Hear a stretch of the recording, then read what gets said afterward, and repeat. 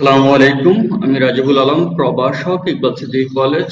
তোমাদেরকে অনলাইন ক্লাসে স্বাগত জানাচ্ছি। আশা করছি তোমরা ভালো আছো, সুস্থ আছো, নিরাপদে আছো।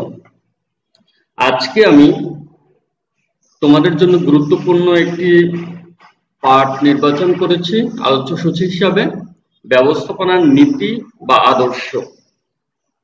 আমরা জানি ব্যবস্থাপনা হচ্ছে পূর্ব অনুমান, পরিকল্পনা, সংগঠিতকরণ, নির্দেশনা, সমন্বয় সাধন, নিয়ন্ত্রণ, এই সকল কাজের সমষ্টি।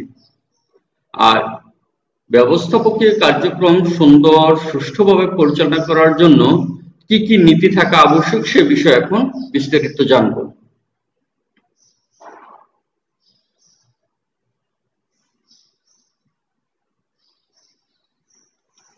ব্যবস্থাপনার আদর্শ বা নীতি।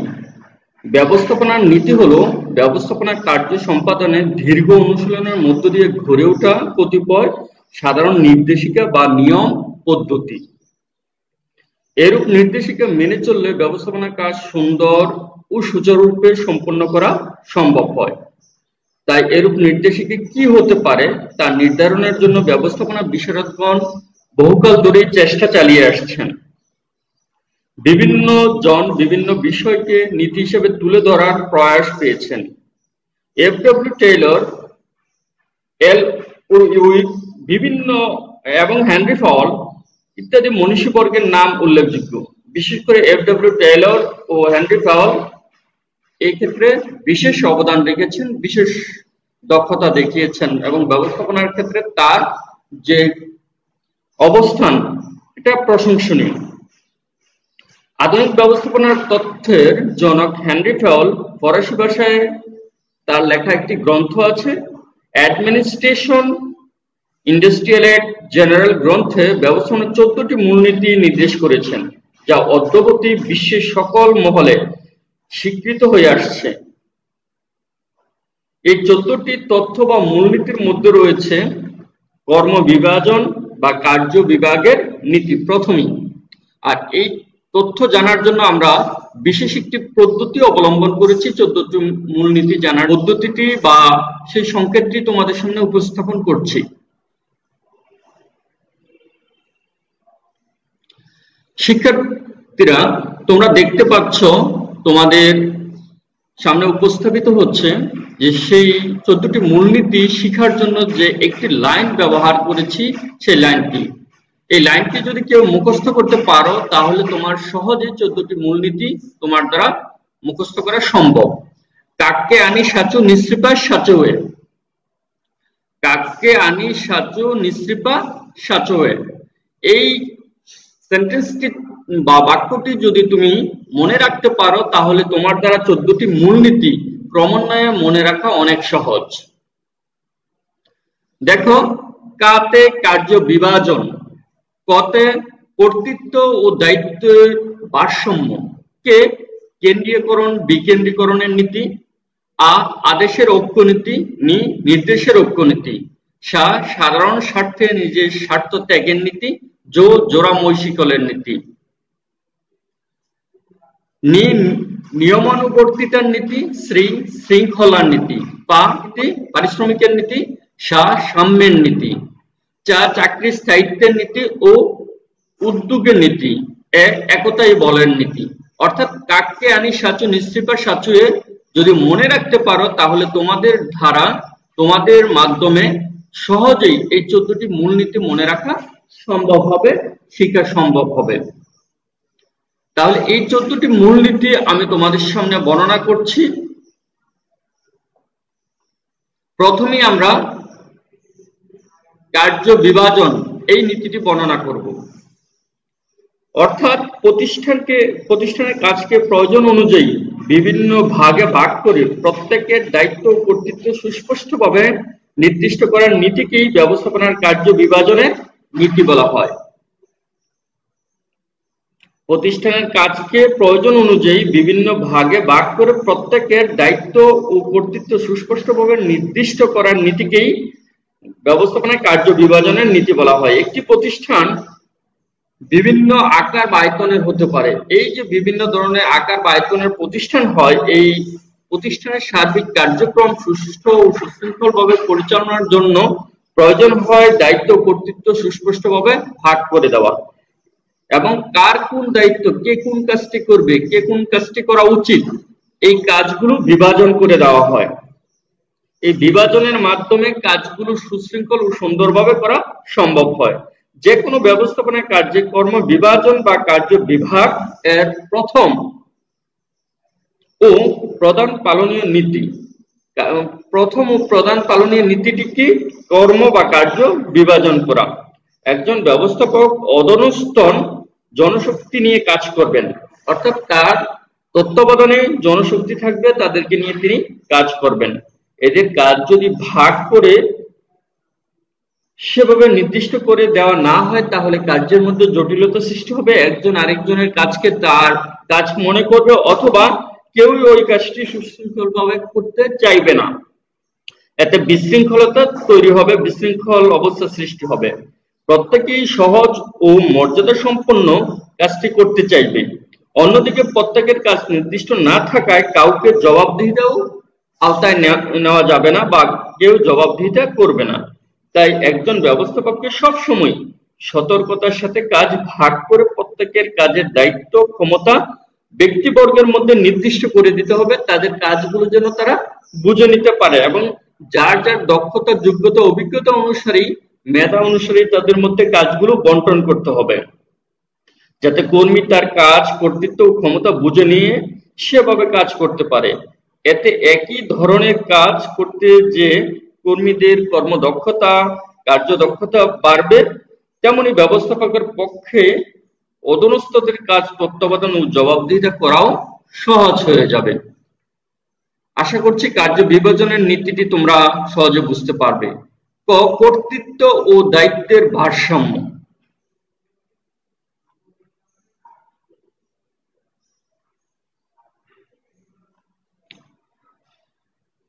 কর্তৃত্ব হলো আদেশ দানের অধিকার। কর্তৃত্ব বলতে আমরা কি বুঝবো? আদেশ দানের অধিকার, অর্থাৎ যার যে কাজটি করানোর জন্য অধস্তনদের আদেশ দেওয়ার অধিকার আছে, সেটি হচ্ছে কর্তৃত্ব। অন্যদিকে দায়িত্ব হলো জবাবদিহি করার বাধ্যবাধকতা। কর্তৃত্ব অনুসারে দায়িত্ব থাকবে আর দায়িত্ব হচ্ছে জবাবদিহিতা করার বাধ্যবাধকতা, অর্থাৎ যাকে যতটুকু ক্ষমতা দেওয়া হয়েছে সে ততটুকু কাজ করতে পেরেছে কিনা এটার জবাবদিহিতা নিতে হবে। এই জবাবদিহিতা নেওয়াই হচ্ছে দায়িত্ব। এই অধিকার ও বাধ্যবাধকতার সমতা রক্ষার নীতিকে কর্তৃত্ব দায়িত্বের সমতা রক্ষার নীতি বলা হয়, অর্থাৎ ভারসাম্য।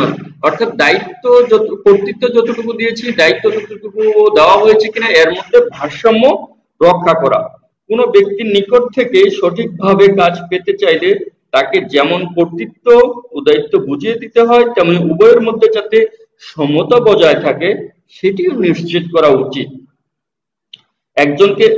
একজনকে হিসাব নিরীক্ষার দায়িত্ব দিলে তাকে প্রয়োজনীয় খাতা পত্র হিসাব তলব করার কর্তৃত্ব প্রদান করা উচিত, অন্যথায় তার পক্ষে হিসাব নিরীক্ষার কাজ সুষ্ঠুভাবে সম্পাদন করা সম্ভব হবে না।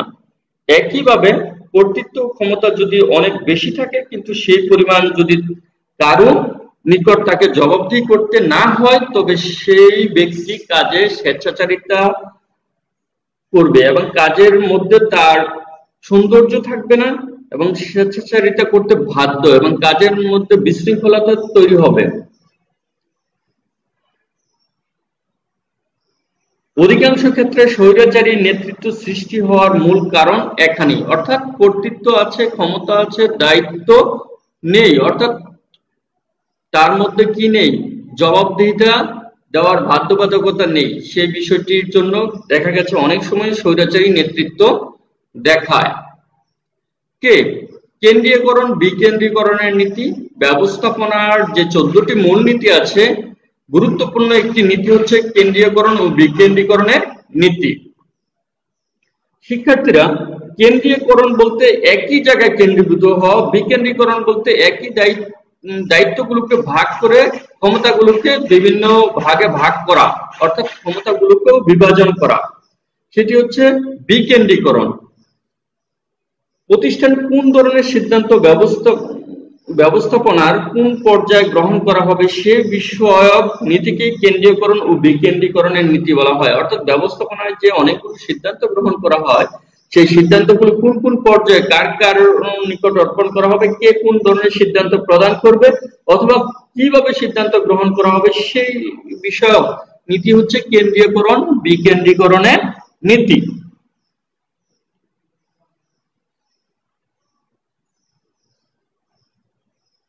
যদি এরূপ সিদ্ধান্ত গ্রহণের সকল ক্ষমতা এই ব্যবস্থাপনার উচ্চ পর্যায়ে বা উপরি পর্যায়ে সংরক্ষণ করা হয়, তাকে কেন্দ্রীয়করণ বলা হয়। অর্থাৎ প্রতিষ্ঠানের যাবতীয় ক্ষমতা, সিদ্ধান্ত গ্রহণ সবগুলো যদি উপরের স্তরে বা উপরি পর্যায়ে সংরক্ষণ করে রাখা হয়, তখন তাকে কেন্দ্রীয়করণ বলে।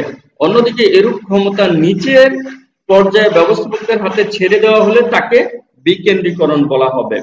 এটাই প্রতিষ্ঠানের জন্য সম্পূর্ণ কেন্দ্রীয়করণ ও সম্পূর্ণ বিকেন্দ্রীকরণ কোনটি লাভজনক নয়। অর্থাৎ একটা প্রতিষ্ঠানের জন্য শুধু কেন্দ্রীয়করণ নীতি অবলম্বন অথবা শুধু বিকেন্দ্রীকরণ নীতি অবলম্বন, এই দুটি যদি একটি চলে তাহলে লাভজনক অবস্থায় পৌঁছবে না। সম্পূর্ণ কেন্দ্রীয়করণ অধস্তদের গুরুত্ব হ্রাস করে, ফলে তাদের দক্ষতা ও আগ্রহ হ্রাস পায়। অন্যদিকে সম্পূর্ণ বিকেন্দ্রীকরণ করা হলে ঊর্ধ্বতন অধস্তদের উপর কর্তৃত্ব হারায়। অর্থাৎ শুধু কেন্দ্রীয়করণ ও শুধু বিকেন্দ্রীকরণ প্রতিষ্ঠানের জন্য ভালো না, প্রতিষ্ঠানের জন্য ইতিবাচক নয়, সেই বিষয়টি মনে রাখতে হবে। অর্থাৎ কেন্দ্রীয়করণ কিছু ক্ষেত্রে থাকতে হবে এবং কিছু ক্ষমতা বিকেন্দ্রীকরণ করার মাধ্যমেই ব্যবস্থাপনার কাজকে সুষ্ঠু ও সুন্দরভাবে এগিয়ে নিতে হবে। আদেশের ঐক্যনীতি। একজন কর্মীর আদেশকর্তা হবেন একজন মাত্র ব্যক্তি, এরূপ হওয়ার বিষয়টি নিশ্চিতকরণের নীতিকেই বলা হয় আদেশের ঐক্যনীতি। অর্থাৎ একজন অধস্তন একজন ঊর্ধ্বতন কর্তৃক আদেশপ্রাপ্ত হবেন, এই নীতিকেই মূলত আদেশের ঐক্যনীতি বলা হয়। কোন অধস্তন একজন ঊর্ধ্বতনের নিকট থেকে সরাসরি আদেশ প্রাপ্ত হবেন বা আদেশ লাভ করবেন এবং তার কাছেই ওই ঊর্ধ্বতনের নিকটই সকল প্রকার জবাবদিহিতা করবে। কখনোই একাধিক ব্যক্তির নিকট থেকে আদেশ লাভ করলে সেক্ষেত্রে বা লাভ করার ফলে এভাবে জবাবদিহি করবে না। কারণ একাধিক ব্যক্তির নিকট থেকে আদেশ প্রাপ্ত হলে সঠিক সময়ে সঠিক কাজটি করা অসম্ভব হয়ে যায়। ধরা যাক প্রতিষ্ঠানে 5 জন ফোরম্যান ক নামক একজন সুপারভাইজারের অধীনে একত্রে উক্ত 5 জন ফোরম্যানের প্রত্যেকে একক আদেশদাতা হবেন ক। এক্ষেত্রে উক্ত প্রত্যেক ফোরম্যান তাদের অধস্তন শ্রমিকদের কাজের জন্য ক এর নিকট জবাবদিহি করতে বাধ্য থাকবে। যদি উক্ত ফোরম্যানের 2 জন আদেশকর্তা থাকেন, 2 জন 2 ধরনের আদেশ দেন, তবে অধস্তনদের পক্ষে সুষ্ঠুভাবে কাজ সম্পন্ন করা কোনোভাবেই সম্ভব না। এর জন্য একজন অধস্তনের জন্য একজন ঊর্ধ্বতন ব্যক্তি আদেশ প্রাপ্ত হবেন। উদাহরণস্বরূপ যদি বলি, 2 জন আদেশ দানের ক্ষমতাবান ব্যক্তি যদি থাকেন একজন অধস্তনের জন্য, তাহলে 2 জন যদি 2টি কাজ একই সাথে দেন, তখন অধস্তন কর্মী কোন কাজটি করবেন এবং কোন কাজটি গুরুত্বপূর্ণ আগে করা উচিত সে বিষয়ে বিভ্রান্তিতে পড়বেন এবং এই কাজটির তখন অধস্তন যে কর্মী আছে বা নিম্ন পর্যায়ের যে কর্মী আছে তার পক্ষে সুষ্ঠুভাবে কাজ সম্পন্ন করা সম্ভব নয় এবং সঠিক কাজটি সঠিক সময় করা হবে না। এজন্য আদেশ দানের ক্ষেত্রে একজন অধস্তনের জন্য একজন মাত্র ঊর্ধ্বতন কর্মকর্তা থাকতে হবে। নির্দেশের ঐক্যনীতি।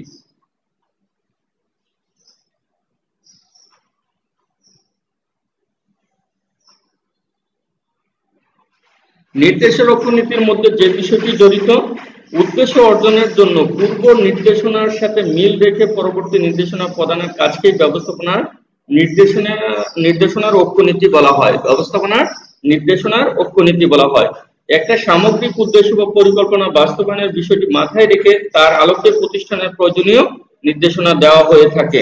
অর্থাৎ প্রতিষ্ঠানের পরিকল্পনা যে উদ্দেশ্যে করা হয়েছে, একজন ঊর্ধ্বতন থেকে শুরু করে 3 পর্যায়ে যে ব্যবস্থাপক আছে, উচ্চ পর্যায়ে, মধ্য পর্যায়ে, নিম্ন পর্যায়ে এবং শ্রমিক কর্মী পর্যন্ত যারা শারীরিক পরিশ্রমের মাধ্যমে কাজটি বা উৎপাদন কাজে জড়িত থাকেন, তাদের পর্যন্ত সকল পর্যায়ে একই উদ্দেশ্যে কাজ করতে হবে এবং একই উদ্দেশ্য অর্জনের জন্য সকলের নির্দেশনা একই উদ্দেশ্যের উপর ভিত্তি করে হবে। এই যে সকলের নির্দেশনা একদম top to bottom, A to Z, সকলের উদ্দেশ্য একই থাকে এবং ওই উদ্দেশ্যের ভিত্তিতেই সকল একজন আরেকজনের অধস্তনদের নির্দেশনা প্রদান করে। এই নির্দেশনা প্রদানকেই বলা হয় নির্দেশের ঐক্যনীতি।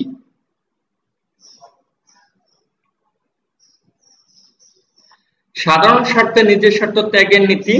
শিক্ষার্থীরা, ব্যক্তি স্বার্থের ঊর্ধ্বে প্রাতিষ্ঠানিক বা সাধারণ স্বার্থকে অগ্রাধিকার প্রদানের নীতিকেই ব্যবস্থাপনায় সাধারণ স্বার্থে নিজের স্বার্থ ত্যাগ এর নীতি বলা হয়। আবার বলছি শিক্ষার্থীরা, একটু মনোযোগ দাও। ব্যক্তি স্বার্থের ঊর্ধ্বে প্রাতিষ্ঠানিক বা সাধারণ স্বার্থকে অগ্রাধিকার প্রদানের নীতিকেই ব্যবস্থাপনায় সাধারণ স্বার্থে নিজের স্বার্থ ত্যাগের নীতি বলা হয়। একটা ব্যবসায় কর্মরত প্রতিটি ব্যক্তি, বিভাগ ও উপবিভাগ যদি প্রাতিষ্ঠানিক স্বার্থকে বড় করে দেখে তবে সেক্ষেত্রে দলীয় চেতনা, টিম স্পিরিট বৃদ্ধি পায় ও প্রতিষ্ঠানের স্বার্থে তারা ছোটখাটো বিভেদ এড়িয়ে চলে। অর্থাৎ প্রতিষ্ঠানের যে লক্ষ্য আছে, প্রতিষ্ঠানের যে অর্জন আছে, এই অর্জনকেই তারা গুরুত্ব বেশি দেয়। তাদের মধ্যে ছোটখাটো বিষয়গুলো এড়িয়ে চলতে বা বিভেদগুলো এড়িয়ে চলতে চায়। কারণ এই বিভেদের মাধ্যমে প্রতিষ্ঠানের যে লক্ষ্য আছে, এই লক্ষ্য অর্জনের পথে অন্তরায় হতে পারে বিভেদ। এর জন্য তারা কি করবে? ব্যক্তি স্বার্থকে তুচ্ছ করে সাধারণ স্বার্থ অর্থাৎ প্রাতিষ্ঠানিক স্বার্থকে বড় করে দেখবে। এটাই হচ্ছে সাধারণ স্বার্থে নিজের স্বার্থ ত্যাগের নীতি। জোড়া মই শিকলের নীতি। প্রতিষ্ঠানের উপর থেকে শুরু করে একেবারে নিচের স্তর পর্যন্ত সাংগঠনিক নিয়মে প্রতিটি ব্যক্তি, বিভাগ, উপবিভাগকে একে অন্যের সাথে যুক্ত করে দেওয়া বা একই শিকলের অধীনে সবাইকে আবদ্ধ করার নীতিকেই ব্যবস্থাপনার জোড়াময় শিকলের নীতি বলা হয়। অর্থাৎ দেখো, একটির সাথে অন্যটি সম্পৃক্ত করে রাখা। অর্থাৎ তোমরা দেখেছো শিকলের মধ্যে একটির সাথে আরেকটি সংযুক্ত থাকে। এই যে একটির সাথে আরেকটি সংযুক্ত থাকে, প্রতিষ্ঠানের ক্ষেত্রে উপর থেকে নিচ পর্যন্ত প্রতিটি কাজের মধ্যে এভাবেই একটির সাথে অন্যটি সংযুক্ত থাকা চাই। যদি থাকে এবং কাজের মধ্যে সমন্বয় থাকে, তাহলেই প্রতিষ্ঠান তার লক্ষ্য অর্জন করতে সমর্থবান হবে, তার প্রতিষ্ঠানের লক্ষ্য অর্জন করতে পারবে। কে কার অধীন, কে কার অধস্তন সহজে বোঝা যাবে, ফলে সংঘবদ্ধ জোরদার হবে এবং কে কার তত্ত্বাবধানে কাজ করছে সেটিও বোঝা যাবে জোড়াময় শিকলের নীতির মাধ্যমে। প্রতিষ্ঠান যে কোনো পর্যায়ে সমস্যা দেখা দিলে তা ঊর্ধ্বতন সহজে জানতে পারবে এবং দ্রুত তার সমাধান করা সম্ভব হবে। নিয়মাবর্তিতার নীতি খুবই গুরুত্বপূর্ণ একটি পয়েন্ট শিক্ষার্থীরা ব্যবস্থাপনা নীতির মধ্যে। প্রতিষ্ঠানের জন্য উত্তম নিয়ম নীতি নির্ধারণ এবং তা মেনে চলার নীতিকেই ব্যবস্থাপনার নিয়মাবর্তিতা নীতি বলে। প্রতিষ্ঠানের যথোপযুক্ত নিয়ম নীতি না থাকলে এবং তা সংশ্লিষ্ট সবাই মান্য না করলে প্রতিষ্ঠান কখনোই ভালো চলতে পারবে না। এই নীতি অনুযায়ী মনে করা হয় যে প্রাতিষ্ঠানিক নীতি ও নিয়মের প্রতি সকলের শ্রদ্ধাবোধ এবং তা মান্য করার ঐকান্তিক আগ্রহ সফলতা অর্জনের জন্য অপরিহার্য, এবং যদি তা মেনে না চলে এবং একটি অবজ্ঞা করে, পরোয়া করে, তাহলে প্রতিষ্ঠান তার লক্ষ্য অর্জন করতে পারবে না। ফলে সেখানকার কার্য পরিবেশ ও সংশ্লিষ্টদের কার্যদক্ষতার মান খুবই হতাশাব্যঞ্জক হবে, হতাশাজনক হবে এবং প্রতিষ্ঠান, অন্যদিকে বেসরকারি বড় কর্পোরেট প্রতিষ্ঠান সমূহে সুষ্ঠু নিয়ম নীতি প্রণয়ন ও তা মান্য করার বিষয়ে খুব জোর দেওয়া হয়। ফলে সেখানে কার্য পরিবেশ ও কার্য মান উন্নত হয়। হেনরি ফয়েল এক্ষেত্রে মনে করতেন যে ঊর্ধ্বতনগণ যদি নিয়মের প্রতি শ্রদ্ধাশীল থাকেন তবেই প্রতিষ্ঠানে নিয়মানুবর্তিতার নীতি অনুসরণ সহজ হয়। অর্থাৎ এক্ষেত্রে লক্ষণীয় যে বিষয়টি, ঊর্ধ্বতনরা যদি প্রতিষ্ঠানের নিয়ম নীতির প্রতি শ্রদ্ধাশীল থাকেন তাহলে অধস্তনরাও নিয়ম নীতির প্রতি শ্রদ্ধাশীল হবেন। এই যে বিষয়টি, খুবই গুরুত্বপূর্ণ বিষয়টি হেনরি ফয়েল বর্ণনা করেছেন যে একটি প্রতিষ্ঠানে যারা অধস্তনদের পরিচালনা করবেন তারাই যদি ব্যবস্থাপনার নিয়ম নীতিগুলো অর্থাৎ প্রাতিষ্ঠানিক যে নিয়ম নীতিগুলো উপেক্ষা করেন, মান্য না করেন, তাহলে প্রতিষ্ঠানের সার্বিকভাবে নিয়ম নীতি বা নিয়মানুবর্তিতার নীতি অবলম্বন করা সম্ভব হবে না। শৃঙ্খলা নীতি অর্থাৎ যোগ্য ব্যক্তিকে যোগ্য স্থানে, সঠিক বস্তুকে সঠিক স্থানে স্থাপনের নীতিকেই ব্যবস্থাপনার শৃঙ্খলার নীতি বলা হয়। এক্ষেত্রে শৃঙ্খল বলতে উভয় প্রকরণের শৃঙ্খলাকে বোঝানো হয়। যোগ্য ব্যক্তিকে যোগ্য স্থানে বসানো না গেলে কখনোই তার নিকট থেকে কাঙ্ক্ষিত ফলাফল আশা করা যায় না, সম্ভব নয়। অর্থাৎ যোগ্য ব্যক্তিকে যোগ্য স্থানে, সঠিক বস্তুকে সঠিক স্থানে স্থাপন করতে হবে। পারিশ্রমিকতার নীতি প্রতিষ্ঠানের প্রতিটা কর্মীর কাজের প্রকৃতি, মেধা, যোগ্যতা ইত্যাদি বিবেচনায় উপযুক্ত বেতন ও সুযোগ সুবিধা প্রদানের নীতিকেই ব্যবস্থাপনা পারিশ্রমিকের নীতি বলা হয়। অর্থাৎ যে যেমন যোগ্য, দক্ষ, অভিজ্ঞ তাকে সেই পরিমাণ পারিশ্রমিক প্রদান করার নীতিকেই পারিশ্রমিকতা নীতি বলা হয়। সাম্যের নীতি অধস্তনদের সবার প্রতি সমান আচরণ বা স্নেহ প্রদর্শনের নীতিকেই ব্যবস্থাপনায় সাম্যের নীতি বলে। এটি ন্যায়পরায়ণতার সাথে সম্পর্কযুক্ত। একজন ঊর্ধ্বতন যদি তার সকল অধস্তনকে সমান চোখে দেখেন, সমান আচরণ করেন, স্নেহ প্রদর্শন করেন, তবে অধস্তনদের মাঝে ঊর্ধ্বতন সম্পর্কে সুধারণা গড়ে উঠবে এবং তাদেরকে শ্রদ্ধার চোখে দেখবে অধস্তনরা। চাকরি স্থায়িত্বের নীতি এই নীতি অনুযায়ী মনে করা হয় যে কর্মীর চাকরির নিশ্চয়তা বিধান করা হলে তা কর্মীদের মধ্যে প্রতিষ্ঠান সম্পর্কে আগ্রহ উদ্দীপনা বাড়ে। সাধারণভাবে একজন যুবক লেখাপড়ার শেষে ভালো চাকরি পাওয়াটাকে গুরুত্বপূর্ণ মনে করে। যখন সে চাকরি পায় তখন চাকরিটা স্থায়ী হোক সেটাই তার প্রত্যাশা থাকে। এই পর্যায়ে চাকরি স্থায়ী করা হলে সে তার নিজের জন্য গৌরবের বিষয় মনে করে। এই সময় থেকেই সে নিজেকে প্রতিষ্ঠানের একজন প্রকৃত সদস্য গণ্য করে, যা তার কাজের গতিকে বাড়িয়ে দেয়। উদ্যোগের নীতি উদ্যোগের নীতির মধ্যে যে বিষয়টি জড়িত, প্রতিষ্ঠানের সকল পর্যায়ে ব্যবস্থাপকগণ স্ব কর্মক্ষেত্রে যাতে উদ্যোগী হতে পারে বা নিজেদের কাজের উন্নয়ন বিষয়ে ভাবতে পারে, প্রতিষ্ঠানের পক্ষ থেকে তার সুযোগ সৃষ্টিকে ব্যবস্থাপনার উদ্যোগের নীতি বলা হবে। অর্থাৎ যে ব্যবস্থাপনার কাজের সাথে জড়িত তাকে যেন সেখানে স্বাধীনভাবে কাজ করতে দেওয়া হয়, এতেও তার কাজটি ডেভেলপ করার জন্য সে উদ্যোগী হবে এবং তার কাজটি উন্নত করার চেষ্টা করবে। একতাই বলের নীতি প্রতিষ্ঠানে কর্মরত সকল ব্যক্তি, বিভাগ ও উপবিভাগকে সর্বাবস্থায় ঐক্যবদ্ধ থেকে পারস্পরিক সহযোগিতায় কর্মকাণ্ড পরিচালনার নীতিকেই ব্যবস্থাপনার একতাই বলের নীতি বলে। প্রতিটা বিভাগ, উপবিভাগের অধীন ব্যক্তিবর্গ যদি বিভাগীয় লক্ষ্য অর্জনের জন্য স্ব ক্ষেত্রে পরস্পর ঐক্যবদ্ধ থাকে এবং প্রতিটা বিভাগ এবং বিভাগ প্রতিষ্ঠানের মূল লক্ষ্যকে সামনে রেখে প্রত্যেকের কাজকে অন্যের কাজের সাথে সমন্বিত করে একতালে ঐক্যবদ্ধভাবে কর্মকাণ্ড পরিচালনা করে, তবে প্রতিষ্ঠানের সহজেই তার মূল লক্ষ্য অর্জন করতে পারে। শিক্ষার্থীরা, আজকে ব্যবস্থাপনার আদর্শ বা নীতিগুলো আলোচনা করা হয়েছে। যে নীতিগুলো সঠিকভাবে বা সহজভাবে মনে রাখার জন্য তোমার যে একটি বাক্য যদি তুমি মনে রাখতে পারো তাহলে সহজেই সম্পূর্ণ নীতিগুলো মুখস্থ রাখা সম্ভব। কাককে আনি সাজু নিশ্চিপা সাচুয়ে, এই একটি বাক্য যদি মনে রাখতে পারো তাহলে তোমরা সহজেই কি এই 14টি মূলনীতি, ব্যবস্থাপনার 14টি মূলনীতি সহজে মনে রাখতে পারবে। সবাইকে ধন্যবাদ ও শুভেচ্ছা জানিয়ে আজকের ক্লাস এখানেই শেষ করলাম। আল্লাহ হাফেজ।